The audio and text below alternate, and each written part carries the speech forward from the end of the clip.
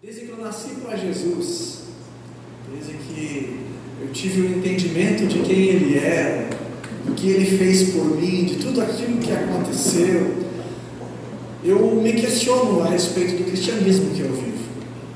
Eu me questiono a respeito daquilo que eu compreendo, daquilo que eu leio, daquilo que eu entendo, daquilo que eu ouço, porque eu sou uma pessoa que gosta muito de procurar respostas, principalmente respostas de Deus.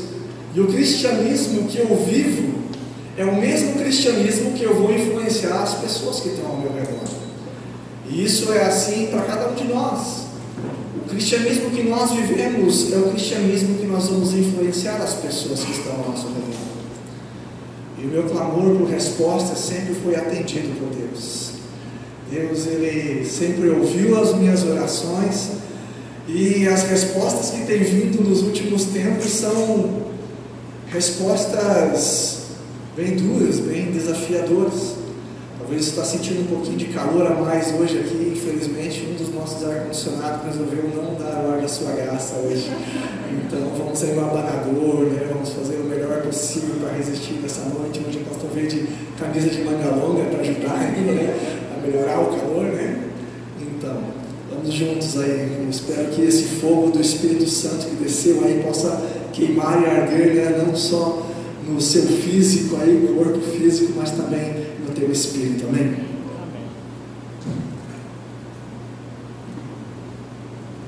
No ano passado nós declaramos aqui nessa igreja um ano de santidade ao Senhor. Foi o tema do ano que nós trabalhamos durante todo o ano de 2021, porque nós ouvimos de Deus e que precisávamos de mais santidade, precisávamos acessar a presença de Deus e mais santidade ainda. E santidade exige mudança de atitude, sabe? Eu tenho procurado ainda cavar mais fundo e renovar a minha mente a respeito de santidade, a respeito de muitas outras coisas. Neste ano de 2022, Deus deu esse tema para nós: mais de Deus, mais de Deus. E eu e a pastora temos buscado ouvir pessoas, ler livros, meditar na palavra, dar atenção a obras de pessoas que estão fazendo as mesmas perguntas que nós estamos fazendo. E o que nós temos lido é que essas pessoas também tiveram respostas duras, assim como nós estamos tendo. Nós ficamos chocados muitas vezes com a dura realidade do cristianismo que vivemos. E isso requer mudanças. Nós lemos a Bíblia, você lê, amém? Amém. Nós lemos a Bíblia. Nós ouvimos testemunhos, como aqui foi dado um testemunho. Ouvimos testemunhos de avivamento, liberações do poder sobrenatural de Deus em determinados lugares, fazendo milagres extraordinários acontecer. Vemos isso através dos séculos, vemos isso registrado na Bíblia, vemos isso nos dias de hoje em lugares isolados. E isso parece ser uma história tão distante de nós. Mas eu tenho plena certeza que não deveria ser assim. Eu tenho a convicção de que existe uma chave que precisa ser virada na vida de cada cristão, para poder acessar o nível mais alto da presença manifesta de Deus, aquela presença que faz todas as coisas acontecer, do manifestar da presença de Deus, da vontade de Deus aqui nessa terra. Há sempre algo mais profundo que nós podemos experimentar, até mesmo lendo a palavra de Deus, lendo aqueles versículos que nós já estamos cansados de saber, que nós já sabemos de cor, e Deus tem nos convidado para ir como? Mais fundo, mais de Deus. É você ler a mesma coisa e você ter mais de Deus naquela mesma coisa. Ele diz: buscar-me-eis e me achareis quando me buscareis de todo o vosso coração. E Jesus ainda afirma em Mateus 7, diz: peçam e lhes será dado, busquem e encontrarão, batam e a porta será aberta, pois todo o que pede, recebe, todo o que busca, encontra, e aquele que bate, a porta será aberta. Eu acredito que muito daquilo que nós não temos visto, muito daquilo que nós não temos vivido como cristãos, está na interpretação rasa que nós temos das Escrituras, e por consequência somos influenciados pelo mundo nas nossas vidas. Existe uma influência externa que nos faz pensar de maneira diferente do que a palavra de Deus diz.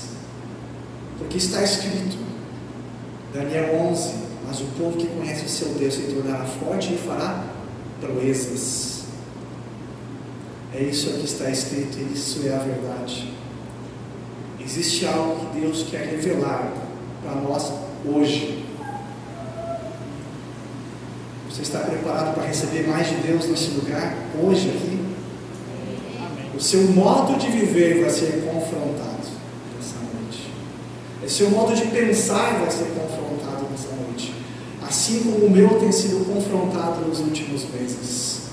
Eu espero que você esteja preparado para isso. Por isso o título da mensagem de hoje é Renove a Sua Mente. Se você estiver com a sua Bíblia aí, agora eu quero pedir para você abrir. Vai lá para Romanos no capítulo 12. Romanos capítulo 12, nós vamos ler o versículo 1 e 2. Texto muito conhecido de todos nós. Nós vamos olhar para ele nessa noite várias vezes. Se você quiser deixar a tua Bíblia já marcada nesse texto. Chegou lá, amém? Muito bem, diz assim a palavra. Portanto, irmãos, aqui é Paulo que está escrevendo na igreja de Roma.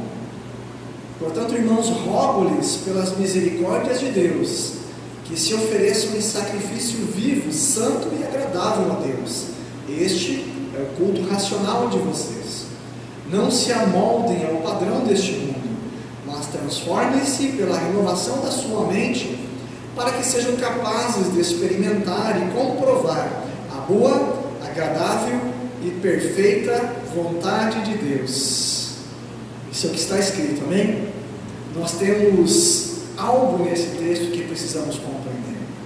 Tem algo escondido aí, e a minha oração nessa noite é que o Espírito Santo traga o rema de Deus, a revelação da palavra dele no seu coração, assim como tem trazido o meu coração. E você sair deste lugar com a convicção de que você saiu com uma chave para destravar portas na sua vida em todas as áreas. Existe algo aqui. A pastora Marlene ministrou na semana passada uma mensagem com o título Vivendo o Sobrenatural, amém? E eu acredito mesmo que estamos no tempo de viver esse sobrenatural de Deus, experimentar na nossa vida cotidiana, não só aqui na igreja, mas em todos os lugares que nós formos, o sobrenatural de Deus. Mas isso não será possível sem quebrarmos alguns paradigmas, sem quebrarmos algumas coisas que nos impedem de entrar na dimensão daquilo que Deus tem para cada um de nós, daquilo que realmente está disponível a todo cristão. Jesus pagou um alto preço para que nós pudéssemos ter acesso ilimitado e inesgotável ao poder de Deus. Em Marcos 16, Jesus diz: vão pelo mundo todo e pregue o Evangelho a todas as pessoas. Quem crer e for batizado será salvo, mas quem não crer será condenado. E ele segue dizendo: esses sinais acompanharão quem? Os que crerem. Em meu nome expulsarão demônios, falarão novas línguas, pegarão serpentes, e se beberem algum veneno mortal não lhes fará mal algum. Porão as mãos sobre os doentes e estes ficarão como? Curados. Esse texto é um texto conhecido como a Grande Comissão. Jesus, ele ali dá uma ordem, dá uma orientação, dá uma configuração para nós cristãos, dando esses poderes a quem? A todos os que viessem a crer. Eu acredito que esses poderes sobrenaturais da parte de Deus estão disponíveis para nós. Você acredita nisso? Você crê? Se você crê, esses sinais acompanharão. Mas nós vivemos em parte tudo isso. E essa é a realidade. Nós vemos demônios sendo expulsos, sim. Confronto entre a palavra de Deus e as trevas, entre a presença de Jesus e as trevas, na autoridade ele sai. Nós vemos pessoas se convertendo, isso é um milagre, mas por que não estamos vivendo o máximo de tudo isso? Isso é o que me pergunto. Por que a nossa sombra não cura como a sombra de Pedro curava? Por que nós oramos pelos enfermos e a gente geme de dor e de fé ali orando? Mas muitas vezes é o remédio que cura.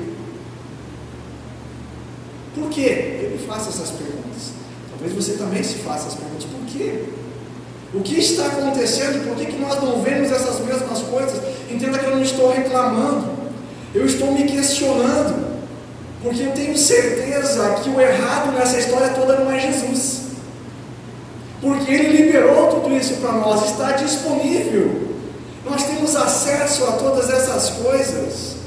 Nós precisamos cavar mais fundo nessa conclusão que eu cheguei. Nós precisamos ir mais fundo e descobrir o que está faltando. Todos nós fomos chamados a levar o Evangelho, a levar as boas novas às pessoas, e esses sinais são para testemunhos. Existem coisas extraordinárias acontecendo em algum lugar do mundo. Sabe, alguém que se converte já é um milagre, é algo extraordinário, é algo que acontece que não tem explicação. Os nossos olhos são abertos para ver coisas que nós não víamos antes, os nossos ouvidos são destampados para ouvirmos coisas que nós não ouvimos antes, perceber coisas que nós não percebíamos. Mas não é disso que eu estou falando. Eu falo de todas aquelas coisas que estão listadas ali. Dos milagres no corpo físico. Estou falando do paralítico andar. Estou falando do cego enxergar, do surdo ouvir.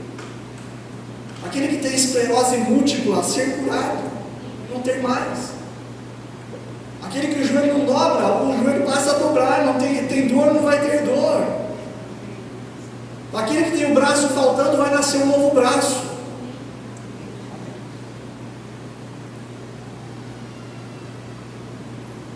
Aquele que tem câncer não ter mais. Sabe aquelas coisas de deixar a medicina de boca aberta, de dar um cala-boca no diabo. Sabe, eu quero ver as ambulâncias, ao invés de levar os doentes para o hospital, trazerem aqui na igreja. Eu quero ver as funerárias, ao invés de levar o morto para o cemitério, ele traz aqui na igreja. Porque podemos ressuscitar mortos. Eu quero ver isso.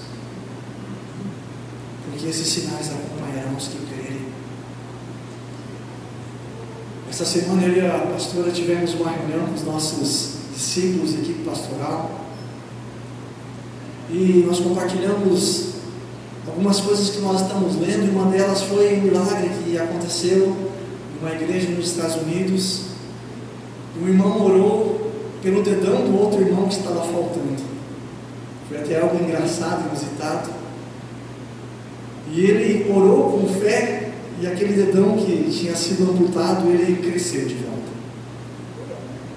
Só que não cresceu inteiro, faltavam as unhas. Aí ele chamou o resto da equipe dele, lá os que estavam aprendendo a respeito de oração de cura, e eles oraram e a unha apareceu. E no meio do testemunho eu falei para a irmã Elaine assim: tem coisa que eu só acredito vendo, lembra, Elaine? Eu falei: tem coisa que eu só acredito vendo. E eu falei para ela assim: a gente acredita porque foi um crente que contou. Ele escreveu no livro dele, então a gente acredita. Eu falei isso. E na mesma hora o Espírito Santo me perguntou: de onde vem a sua fé? Uau! Naquele mesmo instante eu fui confrontado. Ele perguntou: no que você acredita? Eu veio um soco na boca do estômago. Eu sei que ali eu fiquei me perguntando: será que eu tenho a fé de Tomé? Só que está vendo? Ainda Jesus deixou ele botar o dedo lá, né? De onde que veio isso? De onde que veio esse pensamento? Que fé é essa? Era Deus me confrontando, porque se nós queremos mais de Deus, um pensamento como esse não pode passar pela nossa mente. Se ele passar, ele não pode achar lugar, né? Tinha algo escondido aqui dentro, que eu não sabia que estava ali, mas ali naquele momento veio para fora. Veio para fora e eu me assustei com aquilo. Algo que não era meu, mas estava em mim. Uma dúvida sutil e reveladora. Eu entrei em crise, ele precisava alguma coisa mudar na minha vida. E então eu fui buscar o Senhor, eu fui cavar mais fundo. E a mensagem de hoje tem muito daquilo que eu fui cavar. E estava cavando já antes disso, mas não tinha renovado a minha mente a respeito de algumas coisas.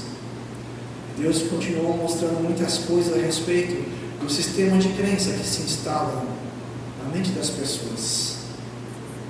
Sabe, nos tempos modernos nós temos vivido, de fato, um cristianismo superficial, um cristianismo acovardado, cada vez menos ousado, cada vez mais contaminado com o modo de pensar do mundo, com a maneira de agir lá de fora.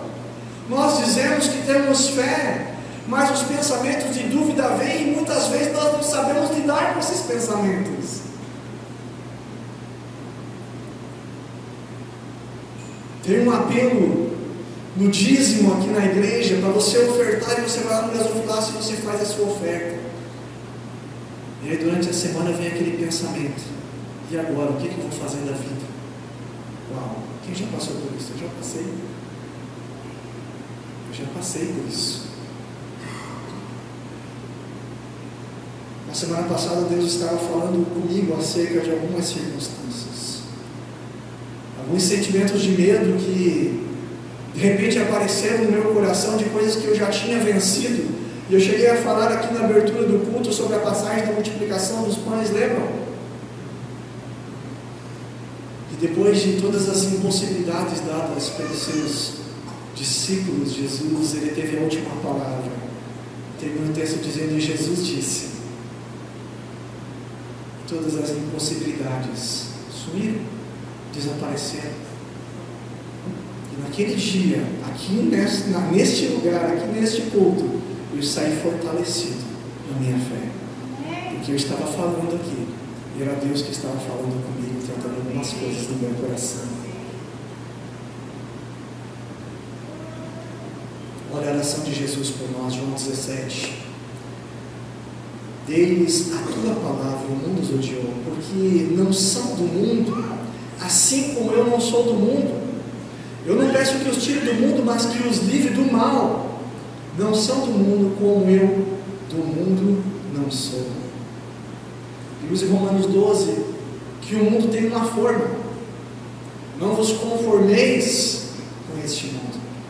O mundo quer que nós passemos a usar a sua forma, que passemos a ter os pensamentos e as atitudes dele, os seus comportamentos, o seu modo de pensar. Mas Jesus disse que nós estamos nesse mundo, mas nós não pertencemos a este mundo. Sabe, existe uma mentalidade, diga mentalidade. Existe uma mentalidade do povo do céu. Existe um modo de pensar do povo do céu. Existe um modo de pensar de Jesus. Nós precisamos resgatar essa mentalidade de Jesus. Nós vivemos hoje em uma guerra cultural. Se você não percebeu ainda, olha ao seu redor. Muitos de nós já abandonamos a influência das novelas da Globo, amém? Amém. Queima Jesus. Mas, né? Temos nos permitido a influência de muitas séries de TV americanas que, se não são piores que a novela da Globo, estão ali junto. Programas de TV. feitos. E de repente, aquela mentalidade cristã, de repente ela começa a aceitar coisas que não eram aceitáveis. Aquilo que a palavra diz, não faça, começa a ser normal. Está todo mundo fazendo, está todo mundo vendo. E aí isso começa a entrar na cultura cristã. O mundo começa a influenciar aqueles que são da cultura do reino. Essa guerra cultural ela não começou hoje. Ela começou milhares de anos atrás. O diabo derrotado, condenado, já deve ter ouvido falar dele, né?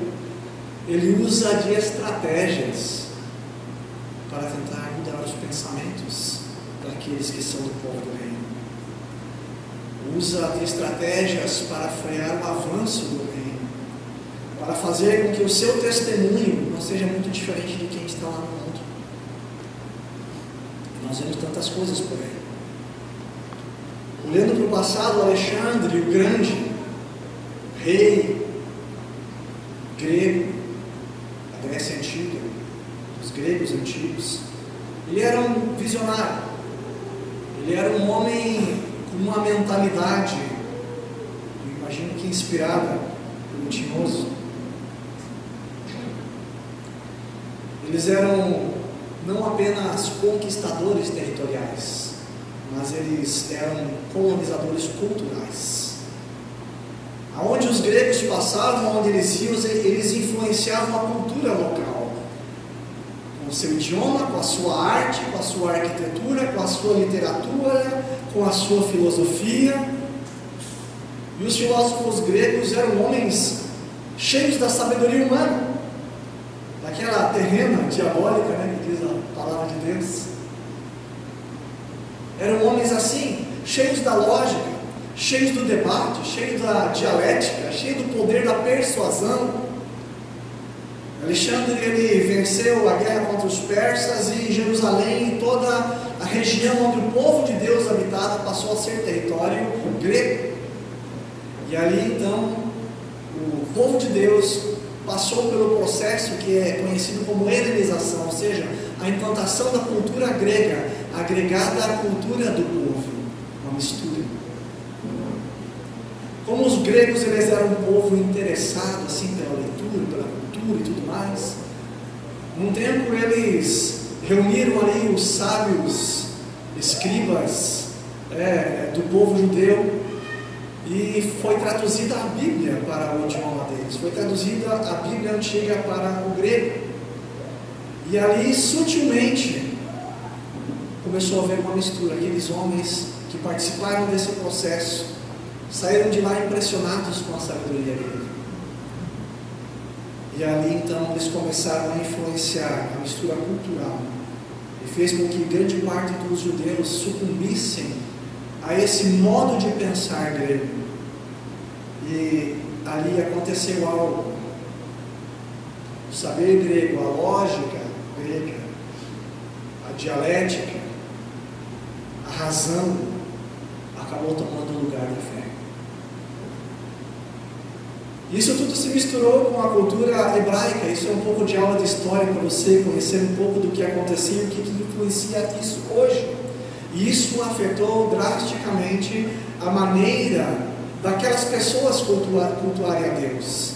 No tempo de Jesus, o domínio territorial já era por parte dos romanos, mas a cultura grega ela permaneceu. A helenização aconteceu tanto para o povo judeu como também para os romanos que vieram após a conquista por parte dos romanos. A cultura grega estava ali inserida e Paulo sabia disso. Paulo era um cidadão romano, mas antes disso, a palavra diz que ele era um judeu zeloso. Ele entendia muito bem sobre a cultura grega e a sua influência no modo de vida de todas as pessoas, de todos os cristãos que estavam se convertendo naquele tempo. Todos eles tinham essa mistura de cultura, essa mistura de valores, e é sobre isso que ele está falando ali em Romanos 12. Se tiver com ela aí na sua Bíblia aberta, e vamos lá ao versículo 1. Com esse pano de fundo sobre as influências gregas do modo de pensar das pessoas, vamos ver uma tradução nova. Eu trouxe aqui na NVT, você colocado no telão. versículo 1 diz: portanto, irmãos, suplico-lhes que entreguem o seu corpo a Deus, por causa de tudo que Ele fez por vocês, que seja um sacrifício vivo e santo, do tipo que Deus considera agradável. Esta é a verdadeira forma de adorar. Sabe, os gregos, eles tinham uma cultura de adoração ao corpo. Adoração às orgias, à sensualidade, à nudez. Quem governava essa parte do corpo era a deusa deles, com D minúsculo, né? Afrodite. Se você estudou ou já ouviu falar a respeito, né, da mitologia grega, essa suposta deusa do amor, mãe de Eros, o deus do erotismo, será que nós vemos isso no mundo de hoje? Será que aquilo lá do passado, dessa cultura grega, está hoje na geração atual aqui no mundo? Adoração ao corpo, você vê por aí? Veneração à beleza, à sensualidade extrema, o desprezo ao casamento, o desprezo à pureza sexual, o desprezo à monogamia. Paulo falava sobre isso. Paulo estava falando justamente sobre essas coisas que os cristãos de Roma estavam vivendo. E ele estava dizendo: olha, tem um novo modo, olha, suplico que vocês entreguem o seu corpo a Deus, por causa de tudo que Ele fez por vocês. Que seja um sacrifício vivo e santo. Ele estava ali, tentando fazer com que eles entendessem algumas coisas, porque esse é o tipo de sacrifício que Deus se agrada. Agora vamos trazer para hoje, vamos questionar o nosso cristianismo, o cristianismo que nós vivemos. O que seria entregar o corpo como um sacrifício vivo hoje? É uma entrega total do seu corpo. Meu corpo não me pertence. Eu não posso mais fazer coisas que eu fazia antes com o meu corpo. Eu não faço mais porque ele não me pertence mais. Eu morri para o mundo e agora vivo para Cristo. Uma entrega total do meu corpo. Eu tenho direito de fazer com o meu corpo o que eu bem entender? Não. Isso é uma coisa fácil de entender. Essa resposta você já sabe. A respeito do pecado do corpo, isso não é difícil de concluirmos. Mas como que nós podemos praticar isso? Uma adoração verdadeira a Deus, uma entrega verdadeira a Deus com o nosso corpo. Como? De forma extravagante, isso eu me pergunto muitas vezes. Vamos cavar mais fundo sobre isso. Como eu posso entregar o meu corpo? Olha o texto de Davi, isso foi antes da realização, muito antes disso. Davi estava levando a arca da aliança. 2 Samuel 6, diz assim: Davi vestindo o colete sacerdotal de linho, foi como? Dançando com todas as suas formas perante o Senhor, enquanto ele e todos os israelitas levavam a arca do Senhor ao som de gritos de alegria e de trombetas. Davi se expressava diante da forma da presença de Deus. Davi se expressava de uma maneira extravagante, é o que nós vemos na palavra. Ele encontrou uma forma que jamais alguém tinha pensado em fazer diante de Deus, e ele vai ali e faz isso, com sons de gritos de alegria, de trombetas. Será que ele encontrou uma maneira de demonstrar a Deus a sua adoração através do seu corpo, entrega maior, um sacrifício vivo e santo diante de Deus? Mas o texto não termina aí.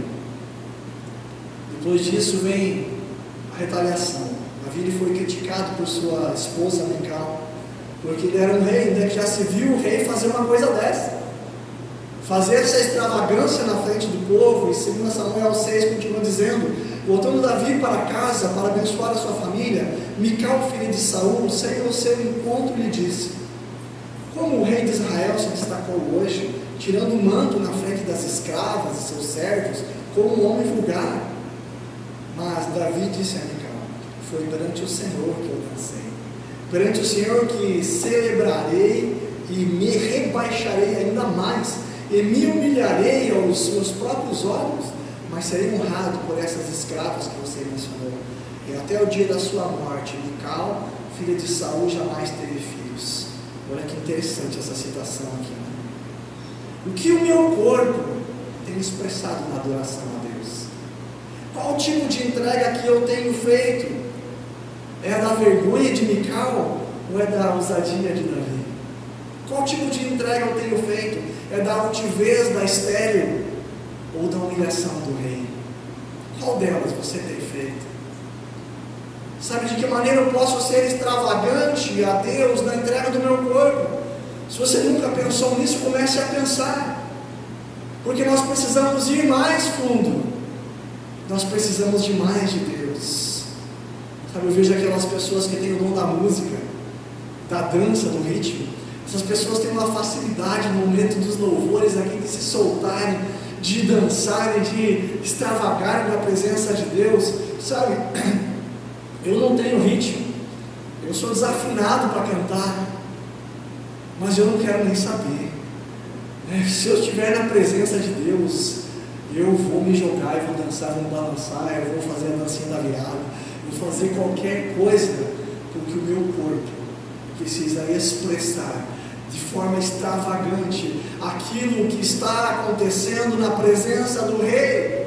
Eu me balanço, eu não estou nem aí para aquilo que vão pensar de mim, porque perante o Senhor eu vou celebrar, eu vou me rebaixar ainda mais, como disse Davi, eu vou me humilhar aos meus próprios olhos, porque é para Ele, é para o Rei da Glória. Ele está aqui para receber aquilo que eu tenho para dar para Ele. O que eu tenho para dar para Ele? Com o meu corpo, durante a adoração. E a influência grega nos nossos dias é tão grande que muitos vão à igreja não para ter um encontro com Deus, vão à igreja para ouvir uma palestra interessante, vão à igreja para ouvir algo que seja positivo, um pensamento positivo, não para ter um encontro com Deus. Para muitos a mensagem é mais importante do que a presença. De onde vem isso? Sabe, o culto passa a ser um show para a plateia, um lugar para aplaudir o pregador e não a Deus. E o animador aqui em cima, ele precisa dar o seu melhor para fazer esse show. A banda precisa estar na sua melhor configuração, não pode faltar ninguém, precisa estar na melhor performance, para agradar as pessoas que estão lá embaixo, naquele show. De onde vem isso? A ênfase certa nas palavras, versículos decorados, para mostrar que eu sei da Bíblia, gritar bem alto, para produzir algum efeito de presença de Deus. De onde vem isso? Eu me questiono. A apresentação é mais importante do que tudo. A apresentação é importante. Nós não podemos fazer as coisas para Deus de qualquer jeito, nós temos que dar o nosso melhor. Mas a presença, sem a presença, nada faz sentido. Sem a presença de Deus, é só vazio. Você entra na igreja vazio, você sai vazio. Porque as minhas palavras não têm poder nenhum. É a presença dEle. É a presença dEle que faz os milagres acontecerem. Como disse a pastora na semana passada, não foi a sombra de Pedro que curou, foi a presença do Espírito de Deus na vida de Pedro, com tamanha intensidade, que onde ele passava, as pessoas ao redor eram curadas. Precisamos renovar a nossa mente. A cultura grega, o silêncio toma conta da plateia, todos compenetrados, ouvindo a lógica do orador, ouvindo aquilo que o pregador tem para falar, a explanação, mas na cultura hebraica, sem mistura. Davi dançava na presença de Deus com gritos de alegria e som de trombetas. Uau! Sabe, eu quero ouvir gritos de alegria e som de trombeta aqui na igreja contemporânea, porque essa é a essência. O pensamento grego fica só fazendo você pensar aí, pensar no que poderia falar, pensar no, sei lá, o que está acontecendo lá na quitanda do vizinho. Os pensamentos fogem, viajam, mas quando a gente está na presença de Deus, os pensamentos se conectam com Ele aqui. Nós não estamos aqui para agradar nem gregos nem troianos, estamos aqui para juntos celebrarmos ao Rei dos Reis, com gritos de alegria, com júbilo, com o som dos instrumentos. Estamos celebrando o Pai, estamos celebrando o Rei na presença do Rei. E muitos saem da igreja vazios, assim como entraram, absorvem conhecimento, mas não viram o Rei da Glória, não viram Ele. E aquilo não se reverte em algo na sua vida, porque não o encontraram nesse lugar. Ele é o principal aqui. Ele é aquilo que você deveria entrar nesse lugar procurando gritar. Eu quero sentir a presença dEle nesse lugar. Eu quero ter um encontro com Ele nesse lugar. Sabe, o entusiasmo é tão grande, esse entusiasmo grego, que muitos cristãos hoje acham ir à praia no domingo melhor, mais importante do que vir ao culto. De onde vem isso? Uma dorzinha na perna, um espirro muito melhor do que vir no culto. Fica em casa. Não estou me sentindo bem hoje. Uau! Se você não está se sentindo bem, é aqui que você tem que estar, porque aqui é lugar de cura, é lugar de transformação de vida, é lugar de restauração. É aqui. Precisamos renovar a nossa mente. Precisamos urgentemente de um avivamento. Precisamos urgentemente, sabe, arder de paixão por Deus. Urgentemente. Deus não é o gênio da lâmpada que você esfrega ali, ó. Ele está condicionado àquele espaço. Ele está aqui na Bíblia. Eu vim aqui, esfrego a Bíblia, e Ele aparece para mim. Não! Nós precisamos desesperadamente que esse gênio da lâmpada saia e seja o governante das nossas vidas, 24 horas por dia, disponível conosco, fazendo sinais e maravilhas, aqueles que acompanham, os sinais que acompanham aqueles que creem. Ele não está condicionado. Precisamos urgentemente renovar a nossa mente, ao ponto de, quando nos ajuntarmos como povo de Deus aqui na igreja, sejamos apenas aquelas brasas vivas que se ajuntam para uma grande fogueira queimando. Santo Espírito desce como um fogo. Uau! E ele desce e incendeia. Mas para isso acontecer, algo precisa mudar. E é sobre isso que Paulo está falando nesse texto que nós lemos de Romanos 12. Vamos para o versículo 2.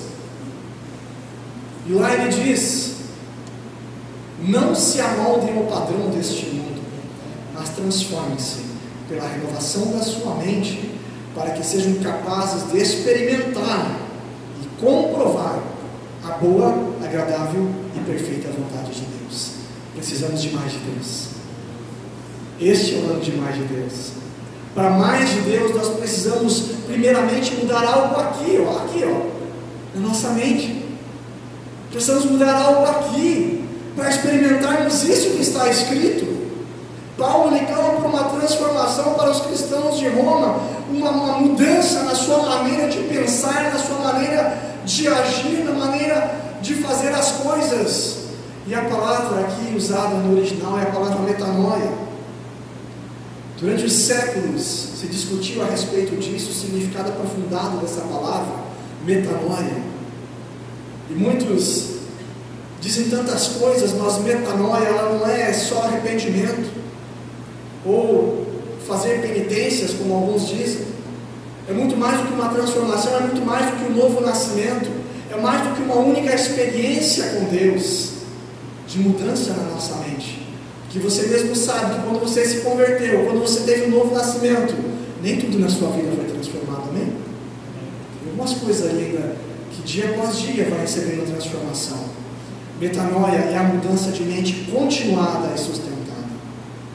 Quando você vem ao culto e você recebe uma palavra como hoje, e essa palavra fala contigo, e mostra que algumas coisas na sua vida precisam ser mudadas e transformadas, e você toma a decisão de mudar, a metanoia está acontecendo.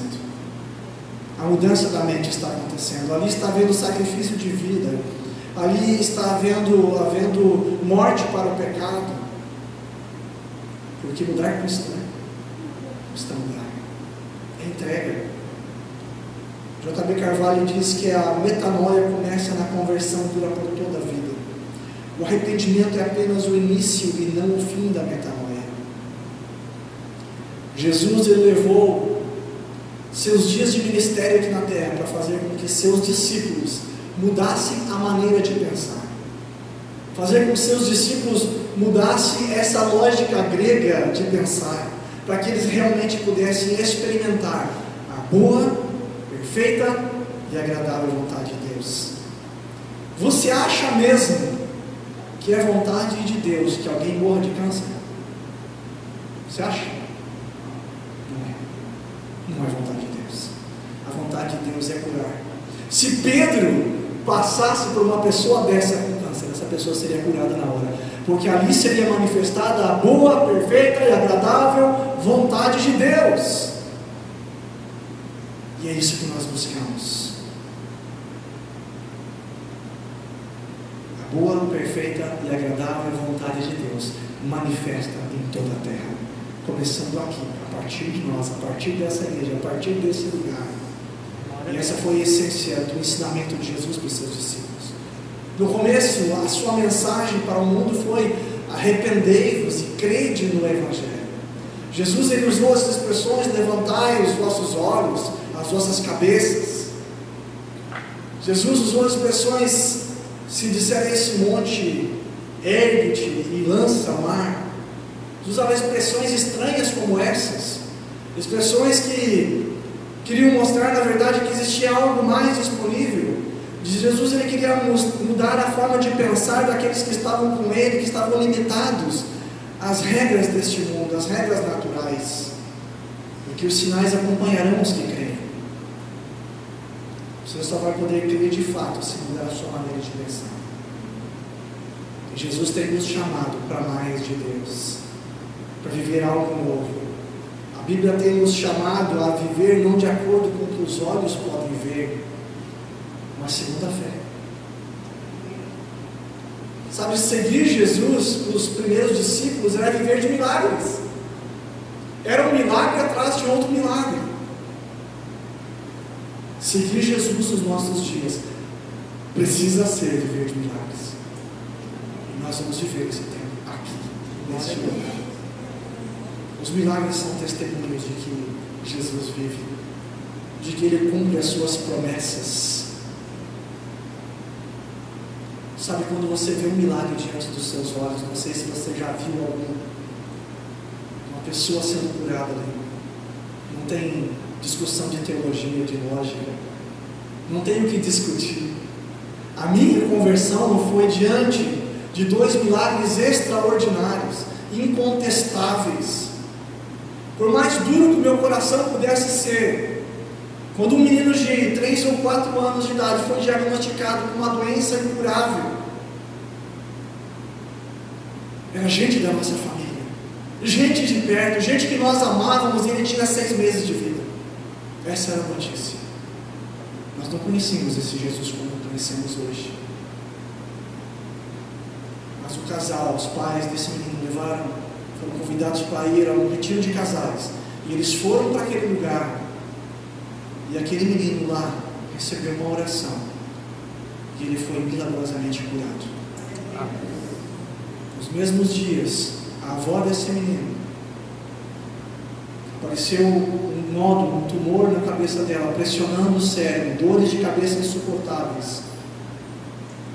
Fizeram todos os exames, tomografia computadorizada, tudo aquelas coisas que tem que ter, estava lá a imagem, foi feito o diagnóstico, todo olhado, visualizado e acompanhado por neurologistas, e ela precisava ser operada, não tinha outro jeito. Eles precisavam abrir a cabeça daquela mulher, e seria a segunda vez, porque na juventude ela já tinha tido algo semelhante. E lá naquele lugar, antes dela ir para o hospital fazer a cirurgia de emergência, oraram por ela. Me lembro até hoje desse dia, e ela foi. E no dia seguinte, que ela foi, né? Nós oramos no dia, e no dia seguinte ela foi. Ela entrou 8 horas, acho que era o horário da cirurgia dela. Antes desse horário, O meu sócio recebeu uma ligação do hospital dizendo que a mãe dele tinha recebido alta médica.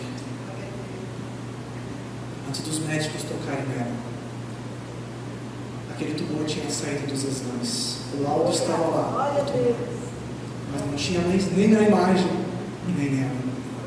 E ela está viva até hoje. Já passou quase 90 anos de idade.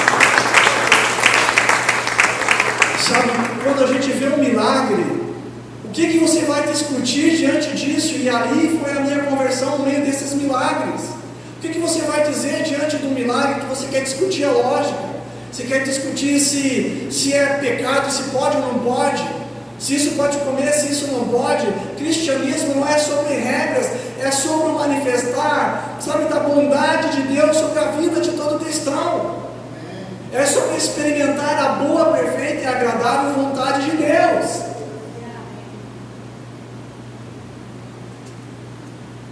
Na presença manifesta de Deus, a gente não discute, a gente se entrega. Jesus precisava meter na cabeça dos seus discípulos algo. Nós vivemos de forma limitada aqui nessa terra, por não compreendermos isso. Esse pensamento grego que nos cerca. Nós precisamos confrontar as fórmulas que estão na nossa mente. Tem muitas fórmulas, né? Tem muitas coisas que você aprendeu a respeito deste mundo, de condições deste mundo. Nós precisamos ultrapassar esses limites gregos. Paulo lhe escreveu: visto que andamos por fé e não pelo que vemos. A religião, a filosofia nos engessa, nos impede de experimentar tudo aquilo que Deus tem para nós.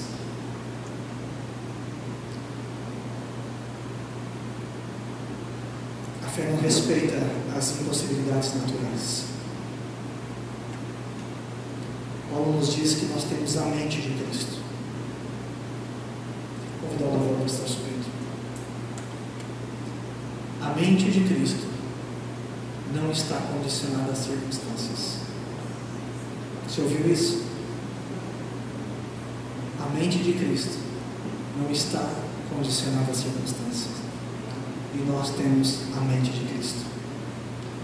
Logo depois da multiplicação dos pães e dos peixes, está relatado na Bíblia que Jesus ele diz para os seus discípulos pegarem o barco e irem adiante, porque ele queria orar. E Jesus ele termina a sua oração, e o que ele faz? Simplesmente sai caminhando sobre as águas. Sai caminhando na direção dos barcos. E a Bíblia nos fala que primeiro os discípulos olharam e acharam que era um fantasma, ventava muito naquela noite. Acharam que era um fantasma, mas Jesus disse: não, sou eu que estou indo. E Pedro olhou para esse: é o Senhor, então deixa que eu vá até você. E Jesus disse: venha. E Pedro começou a andar sobre as águas. Mas então,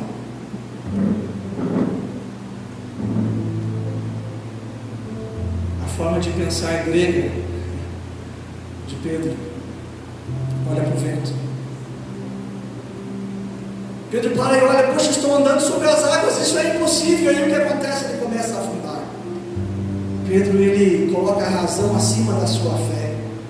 A matemática do seu cérebro estava programada, por isso nós precisamos renovar a nossa mente, porque nós estamos programados para ver e enxergar coisas naturais, e você vai ser reprogramado hoje para enxergar as coisas sobrenaturais.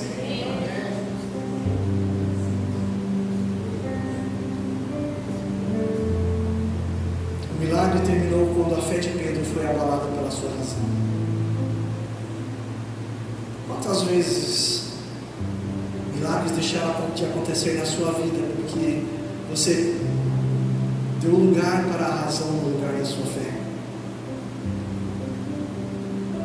Pedro olhou para o vento, olhou para o que ele estava fazendo e disse: isso é impossível.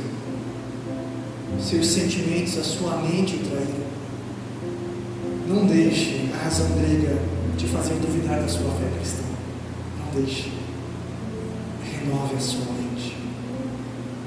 Renove a sua mente. Renove a sua mente.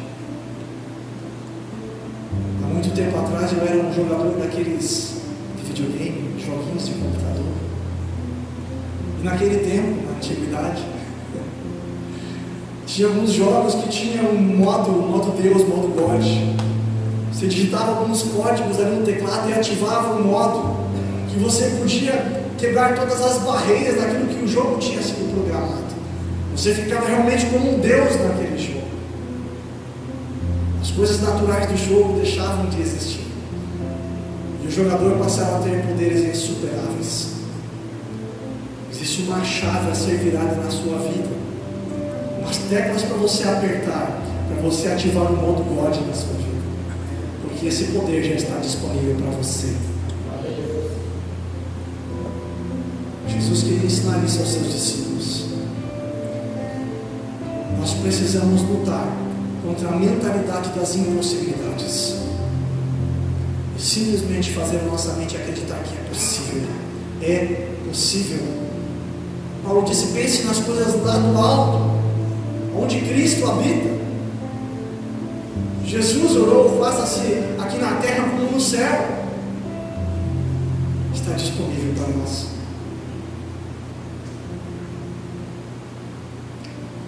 Deus está estabelecendo hoje um novo padrão na sua vida, o padrão do céu.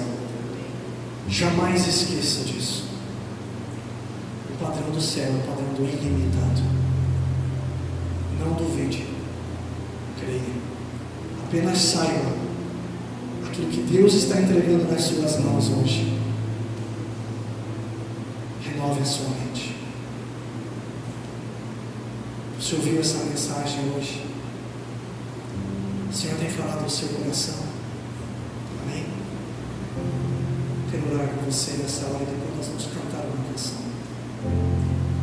Deus, obrigado, Senhor, pela tua palavra. Obrigado, Deus, por nos chamar à realidade de que nós precisamos mudar a nossa forma de crer e de ver, Senhor. E nessa noite, o pensamento grego e mundano está sendo aniquilado de nossas vidas. Ó Deus, muito precisamos estar atentos. Muitos precisamos olhar, enxergar e discernir, porque eles ainda estão entranhados na nossa mente, no nosso pensamento. Mas nós clamamos: Deus, renova a nossa mente, nos mostra, nos questiona, Deus, nos faz saber que é possível, que tudo é possível para aquele que crê. A tua palavra diz: há impossíveis para Deus. E ali mesmo está a resposta: não há impossíveis para ti. Deus, vem romper toda a impossibilidade sobre a vida dos teus filhos. Todo pensamento de impossibilidade sobre a vida dos teus filhos está caindo por terra agora, no nome de Jesus. Vem renovar a nossa mente para a tua verdade, Senhor, de que tudo nós podemos em ti, de que os sinais acompanharão os que creem. E nós cremos. Vem fazer algo novo aqui na tua igreja, Deus, eu te peço. Vem, Senhor. Queremos, Senhor, a partir de hoje, entregar, Senhor, a nossa vida a ti de forma extravagante. Queremos, Deus, diante de ti e contigo encontrar esse sobrenatural. Viver como a pastora Marlene ministrou na semana passada, viver o nosso sobrenatural no dia a dia. Não estar condicionado às circunstâncias, mas onde nós andarmos, a nossa sombra cobrir, o nosso testemunho avive. Vem, Deus, vamos cantar essa canção juntos. Se puder ficar de pé, essa é a hora de você entregar a sua adoração para Ele, não da mesma maneira. Ele está aqui.